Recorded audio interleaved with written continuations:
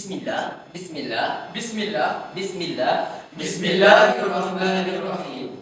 Forum Remaja Anak Watan Cemerlang, Forum Remaja Pencetus Fenomena, Forum Remaja Peneraju Masa Hadapan Negara, Forum Remaja Generasi Minda Sihat, Forum Remaja Kemejadian Anak Bangsa.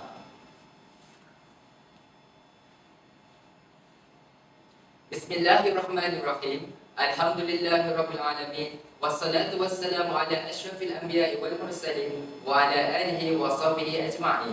Yang dihormati para hakim yang disegani lagi bijaksana, ahli-ahli panel dan gemar berkongsi buah fikiran, seterusnya para hadirin yang dihormati sekalian.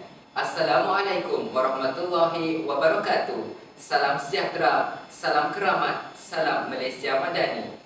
Alhamdulillah, bersyukur kita kehadrat ilahi kerana dengan limpah kurnia dan inayahnya kita diberi kesempatan untuk bersua dalam pertandingan Forum Remaja Anjuran Dewan Bahasa dan Pustaka tahun 2023 bagi peringkat negeri Terengganu. Saya, Muammar Madani bin Mahadi, sebagai pengurusi Forum Remaja anda pada hari yang berhari ini. Sebelum saya memperkenalkan ahli-ahli panel kita yang sungguh kirana di depan ini, ada baiknya jika kita mengulas terlebih dahulu maudhu buat bicara Forum Remaja kita pada hari ini. Topik Forum Remaja kita pada hari ini berkisarkan tentang kesihatan awam, iaitu kemurungan diatasi, keceriaan digarapi, remaja berintegriti. Dasawarsa ini sering meniti dari bibir ke bibir umat manusia di segenap 4 penjuru dunia berkaitan dengan masalah mental yang lazimnya dihadapi oleh generasi madani kini, iaitu kemurungan.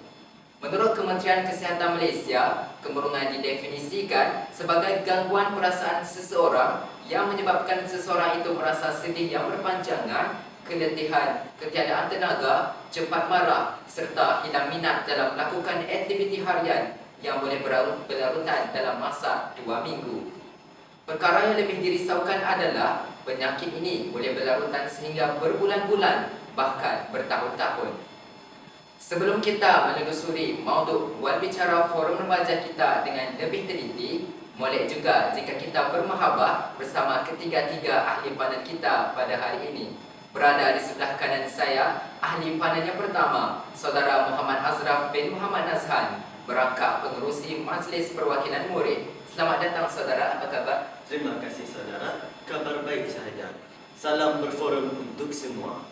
Seterusnya, ahli panel kedua yang berada di sebelah kiri saya, Saudara Wan Ahmad Yassin bin Wan Sukairi, sebagai pengurusi Badan Dakwah dan Rohani. Selamat datang saudara, apa khabar? Alhamdulillah saudara, saya baik-baik sahaja.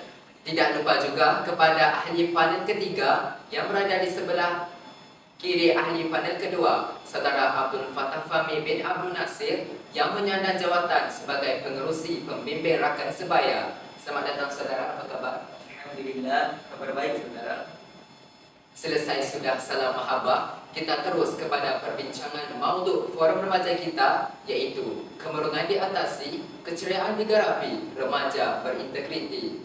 Tanpa berceloteh, izinkan saya mengajukan soalan pertama kepada ahli panel yang pertama. Saudara Azraf, bolehkah saudara jelaskan tentang punca-punca kemurungan? Silakan saudara. Terima kasih saudara. Antara punca-punca kemurungan menurut sains ialah berlakunya perubahan kimia di dalam otak, iaitu ketidakseimbangan kimia seperti neurotransmitter, serotonin dan norepinefrin. Secara ringkasnya, kemurungan berpunca daripada kurangnya norepinefrin di dalam lintar otak dan mania yang timbul daripada lebihan bahan ini. Namun, punca-punca kemurungan yang sering didapati di kalangan remaja ialah corak pemikiran mereka itu sendiri. Terdapat corak tertentu di dalam pemikiran mereka yang boleh mencetuskan kemurungan. Ini termasuklah bagaimana persepsi mereka terhadap diri sendiri, kehidupan dan dunia keseluruhannya. Pada era globalisasi ini, media sosial merupakan medium bagi remaja untuk berkongsi maklumat tentang kehidupan mereka dan banyak lagi. Tetapi, terdapat juga segelintir remaja yang membandingkan diri mereka dengan remaja yang lain, membuatkan mereka berfikiran negatif yang berlebihan. Sementara itu, faktor persekitaran juga diambil kira. Remaja yang mengalami kemurungan secara amnya mempunyai peristiwa dan kisah hidup yang pahit, diikuti oleh kurangnya sokongan sosial daripada keluarga. Malahan, remaja mengalami kemurungan disebabkan hilangnya orang yang tersayang. Selain itu, berlakunya tekanan hidup dan stres juga mampu mencetuskan episod kemurungan jika tidak dikawal. Terdapat juga remaja yang mempunyai tekanan perasaan akibat sering dicerca oleh keluarga mereka sendiri yang sering membandingkan keputusan peperiksaan anak mereka dengan remaja yang lain. Sebagai ibu bapa maupun guru, perkara tersebut amatlah sangat tidak wajar. Malahan, kita perlu mengajar mereka pengurusan stres yang berkesan bagi mengelakkan perkara yang tidak diingini berlaku. Akhir sekali, peristiwa lain yang boleh mencetuskan kemurungan termasuklah penyalahgunaan dadah atau ketagihan darah, menghidapi penyakit serius atau remaja itu tinggal bersama orang yang menghidap penyakit tersebut. Sekali lagi, ibu bapa perlu memantau anak-anak agar mereka tidak lingsir ke lembah kebinasaan. Sekian sahaja daripada saya, kembali kepada saudara pengurusi. Terima kasih kepada Saudara Azraf atas penerangan itu sebentar tadi. Kita teruskan dengan soalan kedua yang akan diajukan kepada ahli panel yang kedua. Saudara Yasin, apakah tanda-tanda dan gejala kemurungan yang perlu kita ketahui untuk mengatasi kemurungan ini? Silakan saudara. Terima kasih saudara atas soalan yang diajukan sebentar tadi. Hadirin hadirat yang dirahmati Allah sekalian. Tanda-tanda dan gejala kemurungan merupakan perkara yang perlu dititik beratkan oleh golongan yang bergelar remaja. Hal ini kerana kadang-kadang terdapat remaja yang tidak menyedari bahawa mereka sedang mengalami kemurungan sehingga menyebabkan tahap kemurungan mereka menjadi semakin teruk dan susah untuk diatasi. Sebagai contoh, seorang remaja yang terlalu tertekan dengan dengan pembelajarannya sehingga menyebabkan dia tidak cakna terhadap penjagaan diri dan kesihatan mental mereka.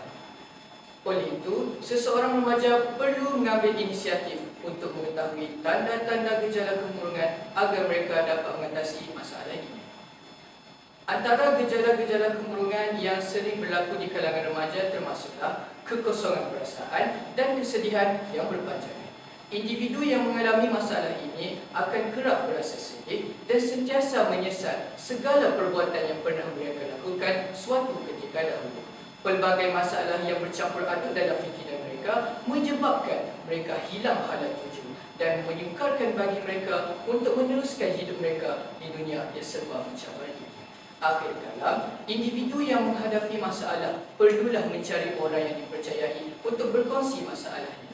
Jangan dipendam di dalam diri sendiri. Maafkan saya. Akhir kalam, oleh itu, kita hendaklah mencari individu yang mampu membantu kita. Sekian sahaja daripada saya. Kembali kepada saudara pengurusi.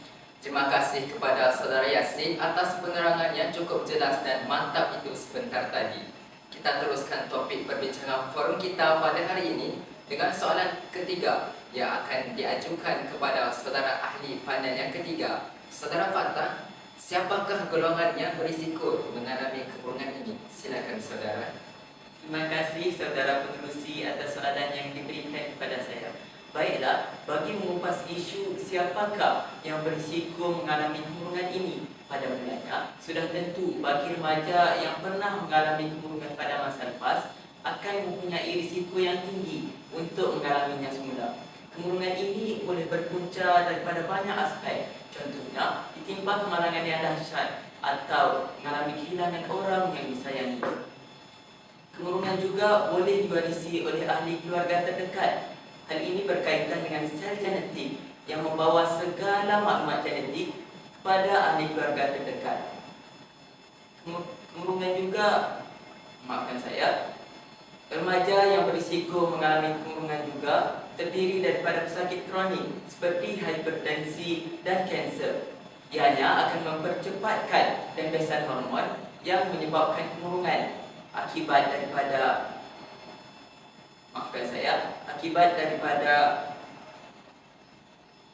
sistem badannya yang kebanyakannya tidak berfungsi kerana penyakit tersebut. Kebiasaannya, sakit ini akan mengalami kemurungan apabila penyakitnya itu diketahui boleh membawa maut. Antara tanda-tanda awal remaja yang mengalami kemurungan adalah seperti cepat resah dan gelisah serta perasaan yang sentiasa tidak tenang dengan pilihan diri sendiri. Gejala ini perlu dibendung dengan awal agar tidak bertambah teruk sehingga berlakunya kes bunuh diri. Faktor-faktor yang menyebabkan kemurungan ini adalah selalunya berpunca dari rumah, kerana rumah ialah asas dalam remaja membina kehidupan. Contohnya, seperti menjadi salah seorang daripada mangsa penderaan keluarga atau mengalami kehilangan ahli keluarga terdekat seperti ibu dan bapanya. Itu sahaja daripada saya. Kembali kepada saudara penulis. Terima kasih kepada saudara Fattah. Sidang hadirin yang dihormati dan dirahmati Allah sekalian, kita masih berada dalam pertandingan Forum Remaja Anjuran Dewan Bahasa dan Pustaka tahun 2023 bagi peringkat negeri Terengganu. Pada ketika dan saat ini, kita masih lagi mengulas topik iaitu kemurungan diatasi, keceriaan digarapi, remaja berintegriti. Kita teruskan forum kita pada hari ini dengan soalan yang akan diajukan kepada ahli panel yang kedua. Saudara Yasin, apakah kesan-kesan sampingan yang akan dialami oleh golongan remaja yang menghadapi masalah kemurungan ini? Silakan saudara. Terima kasih saudara pengurusi. Hadirin hadirat yang dirahmati Allah sekalian. Kesan sampingan yang dialami oleh mereka yang mengalami kemurungan bergantung kepada setiap individu.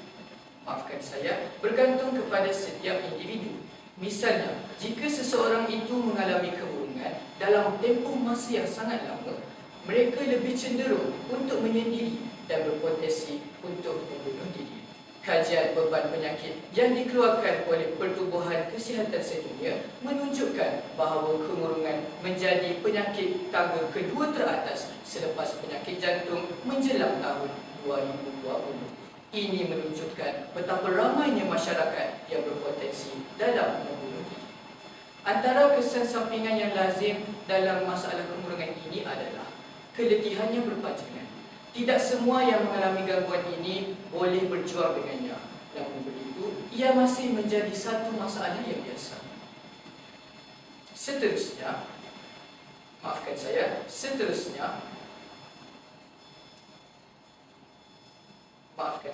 di samping itu, kehilangan rasa minat untuk melakukan hobi dan juga aktiviti-aktiviti lain juga menjadi kesan-kesan yang menyebabkan seseorang itu mengalami kemurungan. Sebagai contoh, seseorang itu gemar dalam bersukan dan mengisi waktu lapang mereka, namun disebabkan kemurungan, mereka tidak melakukan aktiviti tersebut. Oleh itu, mereka hendaklah meluangkan masa yang tercipta dengan ahli keluarga serta rakan-rakan yang terdekat agar dapat mengelakkan diri daripada disisihkan serta disisihkan. Sekian sahaja daripada saya. Harap dapat menjawab soalan saudara pengurusi. Kembali kepada saudara pengurusi. Terima kasih kepada saudara Yasin atas hujah yang diberikan itu sebentar tadi.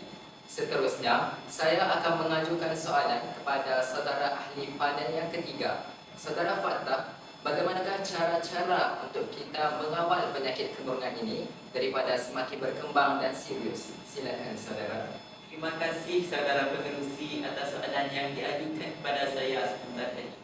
Soalan ini cukup masyhur menjadi tanda tanya masyarakat memandangkan statistik kes kemurungan di Malaysia pada tahun 2021 mencatatkan peningkatan sebanyak 80% berbanding tahun 2020. Presiden Persatuan Kesihatan Mental Malaysia, Profesor Datuk Dr. Andrew Muhammad berkata, kadar kemurungan di Malaysia sudah berada di tahap yang membimbangkan. Oleh itu, antara tindakan yang wajib diambil untuk kita mencegah penyakit ini adalah menghindari daripada berada berseorangan.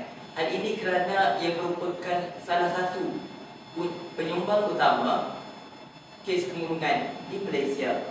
Berada berseorangan mendorong seseorang itu untuk termenung dan berfikir tentang masalah-masalah yang berlaku padanya dan sekelilingnya tanpa rasa ingin meluahkan kepada sesiapa. Hal ini akan menyebabkan seseorang itu, maafkan saya, hal ini akan menyebabkan seseorang itu merasa terbeban akibat daripada timbunan masalah yang terkumpul dalam kepala. Selain itu, mencari seseorang yang kita yakin dan selesa juga penting untuk kita meluahkan segala perasaan yang terpendam demi mencegah penyakit ini. Dengan ini, otak kita akan bebas daripada segala ikatan negatif yang membelenggunya. Dalam mencegah kemurungan juga, ia sudah menjadi mandatori untuk kita mengamalkan gaya hidup sihat. Contohnya seperti diet pemakanan suku-suku separuh, beriadah, bersukan dan sebagainya. Sekian sahaja daripada saya. Kembali kepada saudara penulis. Terima kasih kepada Saudara Fatah atas penerangan yang cukup bersemangat dan bermotivasi itu sebentar tadi. Hadirin sekalian, kita sudah hampir berada di penghujung forum remaja kita pada hari ini. Akhir sekali, saya ingin mengajukan soalan kepada saudara ahli panen yang pertama. Saudara Azraf, apakah yang perlu dilakukan oleh individu yang mengalami kemurungan? Silakan saudara. Terima kasih saudara. Baiklah, remaja yang berintegriti perlulah mencari jalan penyelesaian dengan segera. Memetik aforisma Melayu yang berbunyi mencegah lebih baik daripada mengubati amatlah wajar dengan pernyataan saya sebentar tadi. Perkara yang perlu dilakukan sekiranya remaja itu mengalami kemurungan ialah berjumpa dengan doktor atau pakar psikometri di hospital agar remaja dapat didiagnos dan mendapat rawatan yang sepatutnya. Remaja juga wajar untuk mengkonsumsi ubat-ubatan yang telah diberikan oleh ahli farmasi yang bertugas mengikut ketetapan waktu yang telah diberikan. Bukan itu sahaja, remaja juga amatlah disarankan untuk berjumpa dengan kaunselor bagi meluahkan isi hati mereka serta mendapatkan nasihat dan bimbingan yang sepatutnya. Sekolah juga perlu mempunyai obligasi tersendiri bagi mengesan pelajar yang mempunyai gejala atau berisiko tinggi menghidap penyakit kemurungan agar ianya dapat ditangani dan dikawal dengan lebih awal. Dalam dimensi yang lain, rehatkan diri juga perlu dilakukan sekiranya remaja itu mengalami kemurungan. Hal ini kerana perkara tersebut dapat memberi peluang kepada remaja untuk pulih secara berperingkat tanpa menggesa-gesakan proses yang terpenting ini agar remaja dapat keluar daripada gelumang kemurungan ini.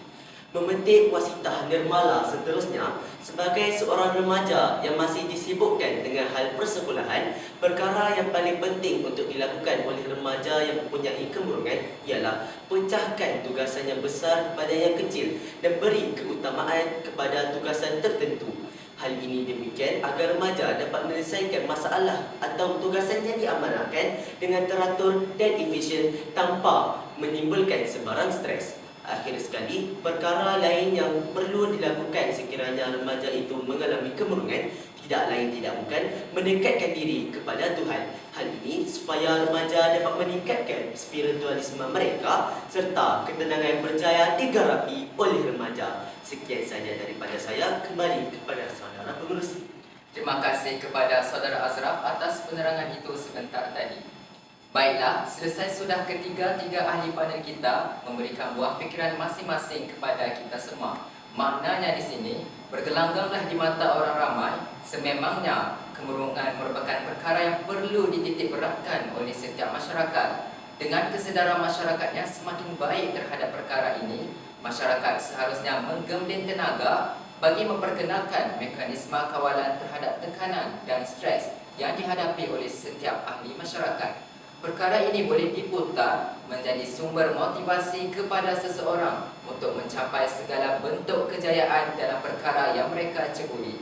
Semoga segala inisiatif dan cara mengawal stres yang diatur dapat memangkin sifat mahmudah dalam diri, seterusnya melahirkan komuniti yang hidup sejahtera, aman dan harmoni. Sekian saja daripada saya mewakili ketiga-tiga ahli panel mengucapkan ribuan terima kasih kepada para hadirin sekalian kerana sudi meluangkan masa mendengar forum remaja kita pada hari ini. Sekian, wabillahi taufiq wal hidayah. Wassalamualaikum warahmatullahi wabarakatuh.